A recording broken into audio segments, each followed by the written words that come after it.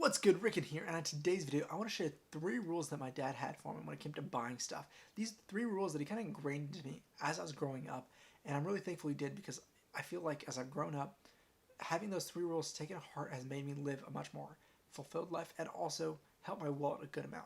So these are 3 rules that I had to ask myself before I bought anything, whether I was buying a little toy as a 3-year-old or whether I was buying a gadget in high school.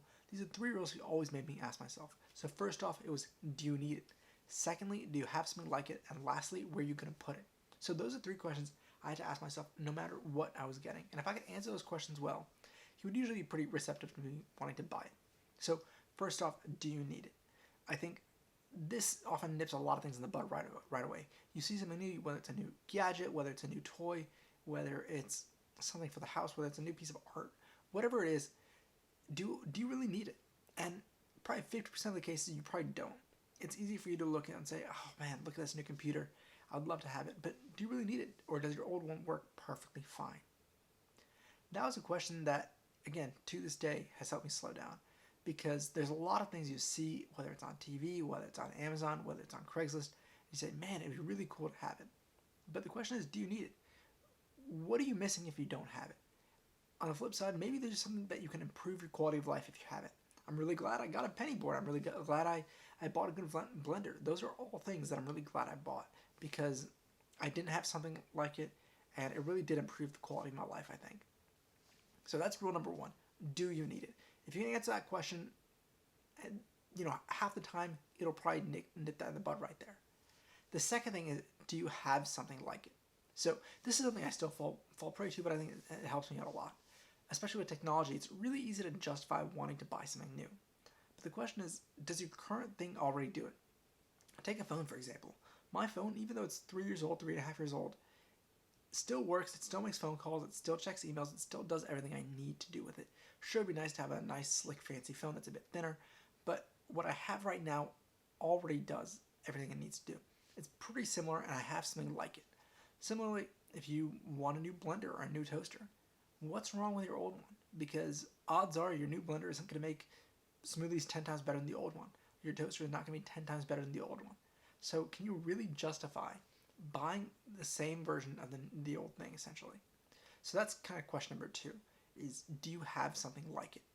This happened just the other day. I was looking at buying a new TV. I've got a old 42-inch LCD TV. It's not bad. It works perfectly fine, but it's pretty fat and I don't get to use it much. And I thought about, you know what, I could sell this off. I could probably buy a new TV for not that much more money. But then I really thought about it. I already have something like it. I already don't watch much TV. There's no real point in buying another TV. So I just kind of decided to keep my old one for now. I'll probably sell it off anyway. And, we'll see if I ever need a new one in the future. Rule number 3 is where you're going to put it. I think this is something a lot of people don't think about until they get home. And I'm surprised by this because so many people have a ton of clutter in their houses. And I'm someone who likes to consider myself somewhat of a minimalist. I don't have a ton of crap that I don't use. I don't have artwork on the walls. One of the things you'll notice is I don't like having stuff up for no reason. But even then, it's so easy to get overloaded with stuff. So the real question is, where are you going to put it? Sure, it's nice to have a bigger TV or to have an extra bike sitting around, but where's it going to go? Because not only are you spending money on this new thing, you're then going to spend more money to move it next time you move. You're going to spend more money to store it.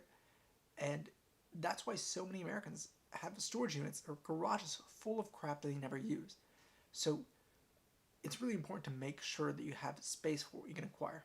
When I was growing up, we had kind of shelves in my bedroom, and that's where all my toys and books and all that kind of stuff would go. And if I wanted to get something new, I pretty much had to get rid of something that was old to take its place.